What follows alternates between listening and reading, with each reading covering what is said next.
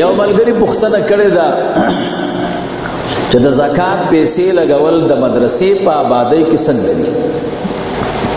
محترمو، د زکات پیسې لګول په آبادۍ کې د مدرسې په آبادۍ کې دا صحیح نه دي. مدرسه کې د درې قسمه خرچې دي. یو ته لنګر وایي، دویم ته د مدرسینو تنخواه وایي، او دریم ته آبادي وایي. په آبادۍ کې او د مدرسینو په تنخواه کې د زکات روپۍ لګول او خرج کول دا جایز نه دي. دې دپاره دا احسن الفتاوا ده او 4 جلد دی، صفحه دا 261 مد زکات سے مدرسہ کی تعمیر جائز نہیں. او بیا رستو دا په صفحه 262 باندې وایي مد زکات سے تنخواہ دینا جائز نہیں.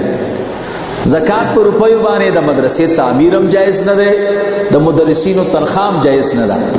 احسن الفتاوا 4 جلد او صفحه 261 262